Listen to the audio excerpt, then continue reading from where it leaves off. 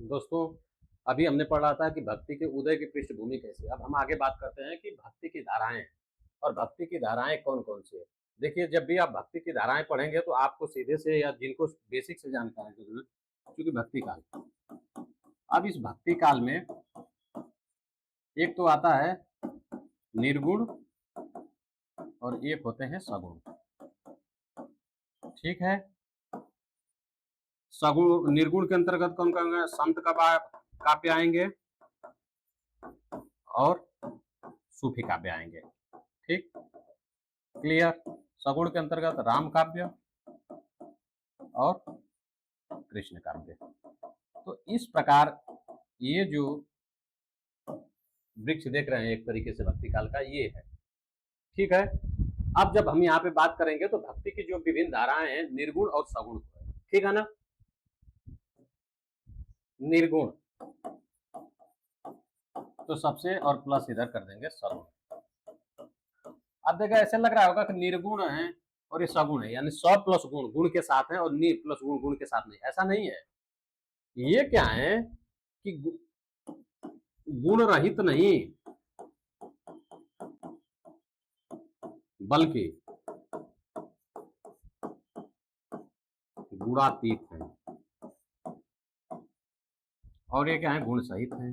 अभी मैं बता रहा हूँ, ये इसी को आप समझ जाएंगे तो आपको ये समझ में आ जाएगा कि कैसे कैसे जो है कि ये चीज है और कितना अंतर। बस यही जानिए कि ये गुण रहित नहीं गुणातीत है। ये इस शब्द को आप पकड़िए, गुणातीत। गुणातीत मतलब गुण से वर्णन से परे, वर्णन से परे है, यानी उनका वर्णन नहीं किया जा सकता है। मतलब इतनी उनकी क्वालिटी है, इतनी उनके सारी विशेषताएं हैं कि आप उनकी विशेषताएं बता ही नहीं सकते हैं। जैसे ऐसे कह रहे हैं, देखिए मैं बताता हूँ, एक उदाहरण देता हूँ। कबीरदास का मान लीजिए, कबीरदास ऐसे थे ना, निर्गुण संप्रदाय के कवि थे, संत काव्य थे, ठीक है मेरे प्रिय। तो देखेंगे कि एक जैसे मान लीजिए जाके, यही आपको जाना, जाके मुंह माथा नहीं, ना ही रूप कुरूप। जाके मुंह माथा नहीं, ना ही कुरूप रूप कुरूप। कुहुब वास्ते पात्रा ऐसो तत्व अनूप, ठीक।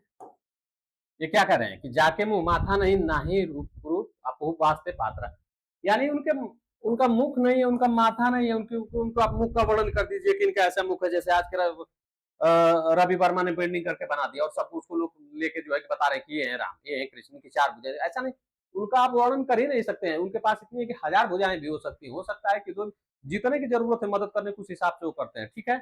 तो उनके मुंह नहीं है, माथा नहीं है, ना ही रूप करूप, न वो रूपवान है, न वो कुरूप है। समझ रहे हैं? इन सब सारी चीज आप कोई या तो रूप, जिसका रूप नहीं होगा तो कुरूप होगा, या कुरूप नहीं है तो रूपवान होगा। लेकिन यहाँ पे न रूपवान है न कुरूप है। सोचिए फिर आप कैसे बना पाएंगे? उनको रूप का रूप दे ही नहीं पा रहे हैं। मान लीजिए कोई रूप हो, अच्छा रूप बना दीजिए तो मान लेंगे चलिए ठीक यार, रूप भी नहीं है, कुरूप भी नहीं है। मतलब सोचिए रूप ना हो तो कुरूप भी नहीं है। कुरूप वास्ते पात्रा, अब जैसे फूल है, फूल है, ठीक है ना, कुरूप वास्ते पात्रा फूल। और फूल की क्या होती है, सुगंध कितनी बारीक होती है, सुगंध इसकी बारीक कितनी होती है। जैसे फूल है, फूल की सुगंध क्या होती है, बहुत बारीक होती है, सुगंध बहुत बारीक। अब इसको आप क्या कर सकते हैं, महसूस कर सकते हैं। सुगंध आती है, आप महसूस करते हैं ना, होती है ना, लेकिन देख नहीं सकते। आप बता नहीं पाएंगे। आपको कह दूं कि इसकी सुगंध कैसी है, आप इसको इस कागज पे बना के बताइए कि इस फूल की सुगंध कैसी है, आप बना पाएंगे? बता पाएंगे? कभी नहीं कर पाएंगे ना। ये चीजें आप कर ही नहीं पाएंगे, इन सारी चीजों से बहुत ऊपर है, ठीक है। और जब इन सारी चीजों से बहुत ऊपर है तो फिर आपके लिए मुश्किलात खड़े होकर आप कैसे बता पाएंगे? तो इसीलिए मतलब इतना सूक्ष्म है वो, बहुत पहाड़ से भी, बहुत अनंत गुना ब्रह्मांड से भी है, बिंदु से भी छोटे हैं। कैसे आप बनाएंगे? बिंदु से छोटे, यहाँ पे इससे छोटे आप कैसे बनाएंगे? नहीं बना पाएंगे। यानी गुणातीत, यानी वर्णन से परे है, उनका वर्णन किया ही नहीं जा सकता है।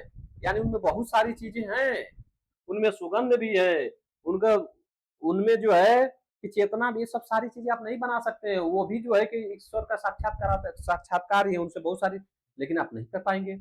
यानी उनका वर्णन कर ही नहीं पाएंगे, वर्णन से परे।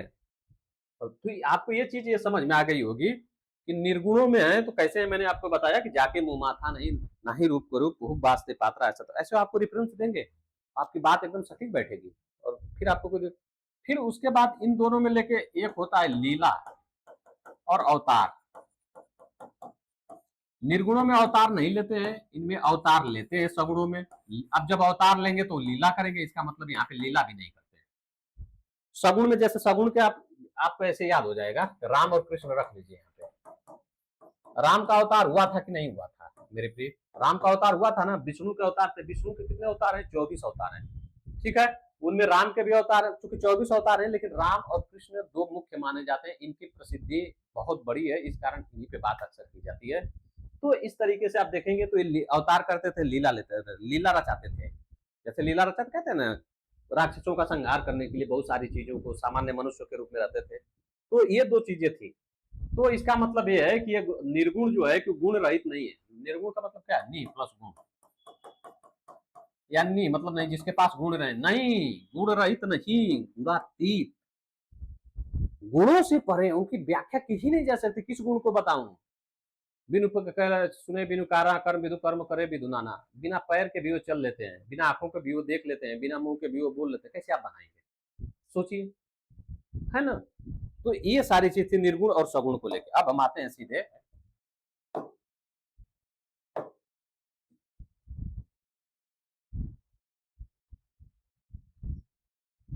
अब इनके जो है निर्गुण एवं सगुण दोनों की भक्ति क्या है? मुख्य लक्षण भगवत विषय रति एवं अनन्यता। एक निष्ठ हो जाते हैं परमात्मा के साथ, एकाकार हो जाते हैं जब उनसे मिलते हैं, ठीक है ना। वही विशिष्टता अद्वैतवाद की बात करते, वो परमात्मा विशिष्ट है कुछ शक्तियों में, लेकिन जैसे हम उनके सानिध्य प्राप्त कर लेते हैं, हम भी विशिष्ट हो जाते हैं, एक हो जाते हैं, अनन्य हो जाते हैं, ठीक है। अब हम आते हैं, अब चूंकि देखिए मुख्य लक्षण क्या है निर्गुण एवं सगुण के? भगवत विषयक रतियो मनन। लेकिन साथ नाथों और सिद्धों का क्या क्या था उसमें? आसन था, प्राणायाम था, सहज समाधि थी, शरीर प्राण मन बाड़ी की अचंचलता, योग, उन सब के सारी चीजें थे। और ये सब इसी महाराग में, मतलब ये जो महाराग थे इसी में सब क्या हो गए? विलीन हो गए। भगवत भक्ति में लोगों ने समाधि लगाना शुरू किया, शरीर को तपाना शुरू कर दिया, प्राणों से प्राणों को जोड़ना शुरू कर दिया, मन से शुद्ध बोलना शुरू कर दिया, वाणी में वो चंचलता नहीं रही, गंभीरता आती चली गई। इन सारी चीजों को मिलाया और भगवत विषय रति को लेकर और अपने आप को एक निष्ठ कर लिया। और इस प्रकार जो है भक्ति काल में भक्ति की शुरुआत हुई कि किस प्रकार भक्ति किया जाता है, ठीक। जैसे सिद्धोनाथों से कैसे थे, उनके हठ योग था, उलट वासियां थी, सारे के सारे कबीर ने लिया, फिर अपने को उस अनन्य उससे जोड़ा परमात्मा से। तो ठीक है कि कैसे उनकी सारी चीजों को लेते हुए, फिर इसीलिए उन्होंने कहा था हजारी प्रसाद द्विवेदी ने कि इसके चिंतन का स्वाभाविक विकास है। कैसे उनकी चीजों से जोड़ते हुए अपने आप को खुद आगे बढ़ रहे हैं, बस इतनी सी तो बात थी। अब आएंगे ना तो चार संप्रदाय प्रमुख रूप से, ठीक है। उसमें कौन है? श्री संप्रदाय, ब्रह्म संप्रदाय, रुद्र संप्रदाय और सनकादि या निम्बार का संप्रदाय। चारों संप्रदायों के बारे में आपको थोड़ा थोड़ा जान लेना है, फिर आपके बारे में बात करेंगे। ये देखिए श्री संप्रदाय है, हर संप्रदाय के प्रवर्तक होंगे। तो कौन है इसके? रामानुजाचार्य हैं। अच्छा, श्री, श्री मतलब लक्ष्मी। लक्ष्मी जी किनकी पत्नी थी? विष्णु की पत्नी थी। और विष्णु का अवतार कौन है? राम, इसलिए रामानुजाचार्य। तो शायद आपको ये याद हो जाए कि श्री संप्रदाय के प्रवर्तक कौन थे? रामानुजाचार्य। अब उन्होंने क्या किया कि जो, जैसे आप चूंकि उनकी पत्नी थी एक तरीके से विष्णु भगवत, तो रामानुजाचार्य ने क्या किया, जो श्री यानी लक्ष्मी का उपदेश था, जिस रूप में उन्होंने दिया था उसी को रूप में उन्होंने ला दिया। क्योंकि श्री का संप्रदाय है, यानी श्री का जो मत था, यानी लक्ष्मी का जो मत था या जो उपदेश था, उसी को उन्होंने उसी क्या किया, तो उसी के आधार पर अपने मत का प्रवर्तन किया। श्री का नाम इसीलिए पड़ा श्री संप्रदाय का, क्योंकि उसमें लक्ष्मी के जो मत थे या उपदेश थे उन्हीं को उन्होंने लाया और उसी उपदेश पे इन्होंने अपना मत का प्रवर्तन किया, ठीक है। इसीलिए इस संप्रदाय को क्या कहा जाएगा? श्री संप्रदाय कहा जाएगा। श्री संप्रदाय क्यों कहा जाएगा? क्योंकि श्री यानी लक्ष्मी का जो उपदेश है उसी के आधार पर इस मत का निर्माण हुआ है। अब इसी परंपरा में रामानंद, अब देखिए राम में भी विष्णु एक तरीके से, तो राम देखिए विष्णु यहाँ पे भी तो राम, मैंने उन्हें रामानुजाचार्य किया था, यहाँ रामानंद में भी राम हुए। आजकल नया ट्रेंड चल रहा है कि कहाँ पे जन्म हुआ? रामानंद प्रयाग में जन्म हुआ था। यहाँ पे आपको क्या होगा? राम को क्या होता, एक तरीके से आनंद मिला था प्रयाग में, जैसे आजकल हम लोगों को जो भी प्रयाग में रहते हैं उनको अच्छा लगता है, तो रामानंद को ये हुआ था। इनके गुरु का नाम क्या था? राघवानंद। यानी राघवानंद, ये सीरीज पूछता है रामानंद और रामानंद के कितने शिष्य हुए? 12। उसमें कौन थे? कबीर। ये राघवाचार्य, ठीक है। फिर रामानुजाचार्य, नहीं रामानुजाचार्य, ऐसे पीढ़ी बढ़ती जाती है। रामानुजाचार्य, फिर राघवाचार्य, फिर रामानंद, ऐसे करके फिर कबीर, ऐसे आएंगे, ठीक है। तो इस पे बात थी। अब ये जो रामानंद थे, इनको क्या कहा जाता है? आकाश धर्मा गुरु कहा जाता है। इसे कौन कहा था? हजारी प्रसाद द्विवेदी जी ने कहा था। आचार्य हजारी प्रसाद द्विवेदी जी ने क्यों कहा था? क्योंकि आकाश धर्मा, आकाश की तरीके से ऊंचे थे इनके विचार। आकाश ऊंचा है ना, तो इनके विचार क्या थे? ऊंचे थे। और विचार ऊंचा कब होता है? जब आप जाति पाति अंदर नहीं रह जाती, आपके अंतर्गत छुआछूत नहीं रह जाता है, आप हर किसी को भाई की तरीके से ट्रीट करते हैं, ठीक है ना। तो ये कहते हैं किसी प्रकार के सब भाई भाई हैं, ठीक है, और सभी एक ही जाति के हैं। बस उसी बात, इसी कारण इनको आकाश धर्मा कहा जाता है। आकाश, आकाश का धर्म क्या है? ऊंचा होना। मनुष्य का धर्म क्या होना है? विचारों से ऊंचा होना। लंबाई से ऊंचा होना नहीं, विचारों से। विचार इतने ऊंचे हो जाते हैं कि आप आकाश से भी ऊंचे चले जाओ, और धरती में जितनी गहराई उससे भी गहरे चले जाएंगे, अगर आपके अंदर क्षमता है तो। ठीक। अब मैंने बताया इनके 12 शिष्य थे। 12 शिष्य बड़े इंपॉर्टेंट है। पहले तो इनके कितने शिष्य थे, यही क्वेश्चन। रैदास, कबीर, धन्ना, सेना, पीपा, भावानंद, नरहरियानंद, सुखानंद, अनंतानंद, सुरसुरानंद। अब दो देखिए, इसमें से 10 + 2 का कॉन्सेप्ट करिएगा। तो इसमें जो था पद्मावती और सुरसरी, ये 2 महिलाएं थी। इससे आपको एक कॉन्सेप्ट क्लियर होगा कि 10 + 2। तो शायद आपको याद होगा, पूछता है कौन महिलाएं थी, तो पद्मावती थी और सुरसुरी थी। अभी आपने एक महिला साधक का जिक्र किया होगा, मैंने अंदाल, जिनको क्या कहा गया था? दक्षिण भारत की मीरा कहा गया था।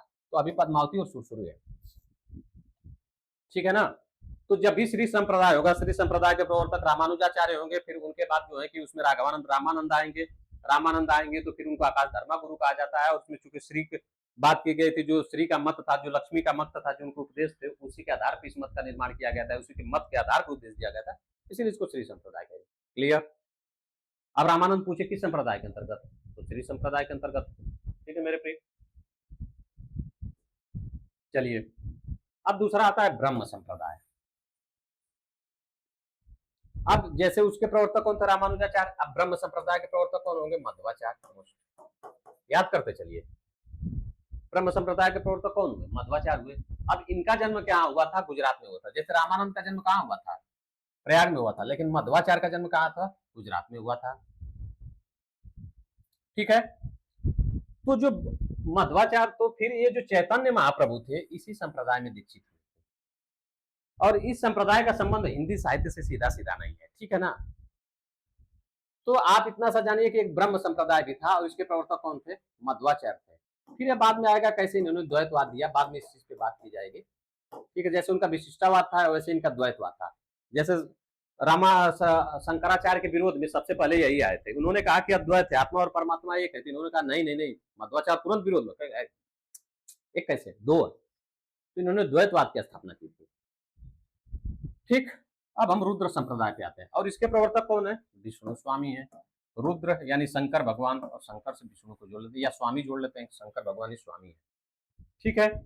रुद्र संप्रदाय, अब देखे होंगे कि इस संप्रदाय में कृष्ण की भक्ति होती है। जो बल्लभाचार्य वगैरह थे, देखिए यह महाप्रभु बल्लभाचार्य के पुष्टि संप्रदाय के रूप में हिंदी साहित्य में जीवित है। अगर हिंदी साहित्य में जीवित है, तो पुष्टि साहित्य में, पुष्टि क्या होता है? पोषण होता है। पोषण मतलब अनुग्रह। अनुग्रह किसका? ईश्वर का। पोषण आपको किसको प्राप्त करना होगा? ईश्वर का प्राप्त करना होगा, सनद, इसीलिए इसको पुष्टि संप्रदाय कहा जाता है, ठीक है ना। अब चूंकि बल्लभाचार्य हैं, तो बल्लभाचार्य आपने सुना होगा कि ये कृष्ण की भक्ति करते थे, तो कृष्ण की उपासना पर बल देंगे। इसका मतलब जो श्री संप्रदाय था, वो राम की उपासना पर बल दिया था, और जो रुद्र संप्रदाय है, जिसमें रुद्र मतलब शंकर, वो कृष्ण की उपासना पे बल दिया जा रहा है। ऐसा पूछेगा किसमें कृष्ण की उपासना पे किस पे बल दिया गया था, ठीक है ना।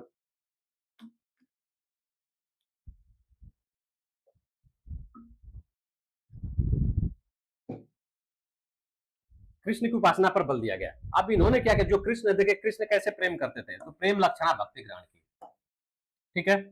कृष्ण क्या करते थे? गोपियों से प्रेम करते थे, लोगों से प्रेम करते थे। तो इसका मतलब जो प्रेम लक्षणा भक्ति होगी, यहाँ पे आ जाएगी। और भगवान कृष्ण लीला करते थे, तो भगवान के अनुग्रह पे, कृपा पे ये लोग नित्य लीला में प्रवेश करते हैं, और नित्य लीला में प्रवेश करना जीव का लक्ष्य माना, ठीक है। यानी जैसे जैसे वो लीला करते थे, ये लोग भी अपना वो सारी चीजें कीर्तन करते थे, रोते थे, गाते थे, सब कुछ करते थे, उनके विरह में पागल हो जाते थे, हंसते थे, गाय चराते थे, सब कुछ करते थे। वल्लभाचार्य ने देश का काफी भ्रमण किया। दरअसल क्यों किया इन्होंने, एक चीज है, इन्होंने कहा कि मलेच्छ क्रांत देशेषु, यानी मलेच्छ क्रांति, यानी जो आक्रमणकारी है, जो मलेच्छ लोग हैं, जो दुष्ट लोग हैं, दुष्ट प्रवृत्ति के लोग हैं, वो देश में आ गए हैं, इसलिए हमारा काम क्या है, जगाना है।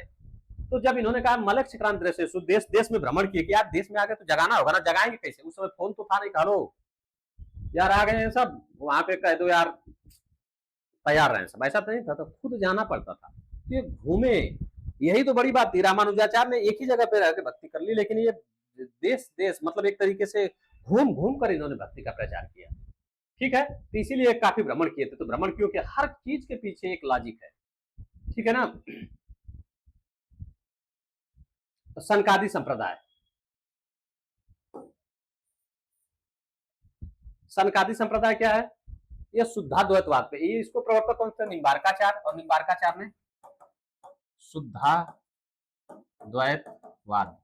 अगर इसको तोड़े तो शुद्ध प्लस अद्वैत प्लस वाद, शुद्ध प्लस द्वैत प्लस वाद, शुद्ध भी है द्वैत। दरअसल होगा क्या कि जब परमात्मा शुद्ध रहता है और हम लोग क्या है, अशुद्ध है, ठीक है ना, वो प्योर है, प्योरिटी है उनके साथ, पवित्र है, निर्मल है, लेकिन हम लोग क्या है, इसका मतलब हम लोग पवित्र नहीं है। तो जैसे ही हम लोग शुद्ध हो जाएंगे, जब तक हम लोग शुद्ध नहीं है तो हम लोग आत्मा अलग है, परमात्मा अलग है, लेकिन जैसे ही हम लोग शुद्ध हो जाएंगे, पवित्र हो जाएंगे, निर्मल हो जाएंगे शक्तियों से, साधना से, तो फिर हम भी शुद्ध होकर फिर एक हो जाएंगे, तो फिर शुद्ध प्लस अद्वैत हो जाएंगे, तो फिर हम लोग शुद्ध होकर एक हो जाएंगे, परमात्मा और आत्मा एक हो जाएगी। ठीक है, अब ये हिंदी साहित्य में जैसे देखिए, हर चीज का एक कॉन्सेप्ट है कि हिंदी साहित्य से क्या लेना देना, कोई संप्रदाय हम पढ़े, इसलिए कि जैसे रामानंद का था तो विशिष्टाद्वैतवाद था, उसमें राम पे उपासना पे बल दिया गया था। रुद्र संप्रदाय में जो है वो कृष्ण भक्ति उससे प्रभावित हुई थी, और कृष्ण जो कृष्ण भक्ति के कवि थे उन्होंने उनका गुणगान किया उससे लेके बल्बाचार्य वगैरह ने। हालांकि फिर उसके बाद एक और संप्रदाय आया था जिसका मैंने जिक्र किया कि जिसका हिंदी साहित्य से कोई बहुत विशेष लेना देना नहीं था, ब्रह्म संप्रदाय आया था, मध्वाचार्य, द्वैतवाद। अब द्वैतवाद यार कोई कॉन्सेप्ट है कि दो है, एक नहीं है, दो है, तो ये तो सारी लोग उसमें भी बात कर रहे हैं, जो विशिष्ट द्वैतवाद वाले भाई कि वो भी दो हैं, लेकिन विशिष्ट है, दो है तो क्यों है वो विशिष्ट है, ये है तो वो बता रहे हैं कि दो है तो क्यों, क्योंकि वो शुद्ध है, इतनी सी बात। अब बल्भाचार्य ने काफी भ्रमण किया, तो फिर उसके बाद सनकादि संप्रदाय। अब इस संप्रदाय का संबंध जो है निम्बार्काचार्य ने प्रवर्तक तो राधा वल्लभी संप्रदाय से है, और राधा वल्लभी संप्रदाय के प्रवर्तक कौन से, गोसाई हितवर्ष थे, यानी अगर राधा के आप संप्रदाय से, राधा आपका क्या करेंगे, हित करेंगे, इसलिए हित हरिवंश, ठीक है, इसमें राधा के। अब ये पहले क्या थे, मध्वान्वय के अनुयायी थे। तो इस तरीके से आप देखेंगे, तो अगर हम यहां पे करें, चलिए,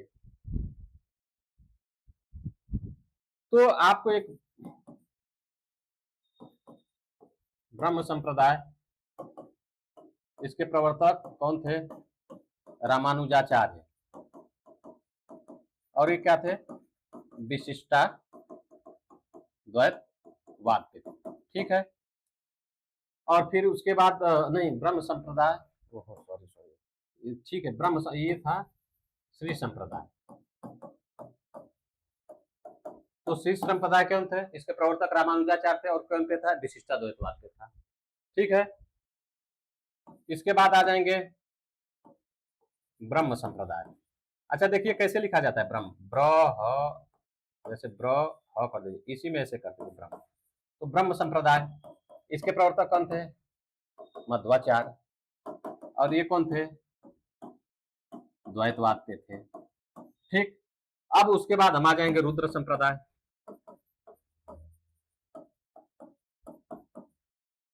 रुद्र, इसके प्रवर्तक कौन थे, विष्णु संप्रदाय, विष्णु स्वामी थे, ठीक है ना। और फिर इसके बाद सनकादि संप्रदाय, इसके कौन थे, निम्न बारकाचार्य, और ये शुद्धा द्वैतवाद पे था। और विष्णु स्वामी वाला क्या था, द्वैता द्वैतवाद यानी दो भी है और दो नहीं भी है। दो कब है?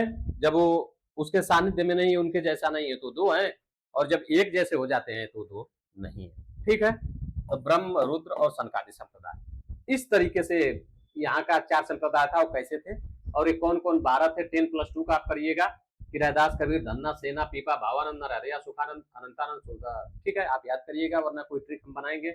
और पद्मावती और सुरसरी को अलग से कर लीजिएगा। तो आज का क्लास दोस्तों इतना था। अब हम आगे जब पढ़ेंगे तो देखिए इसके नीचे है सूफी साधना, और सूफी साधना कैसे होती है, इन सारी चीजों पे हम बात करेंगे। मिलते हैं क्लास में, अगले क्लास में। नमस्कार।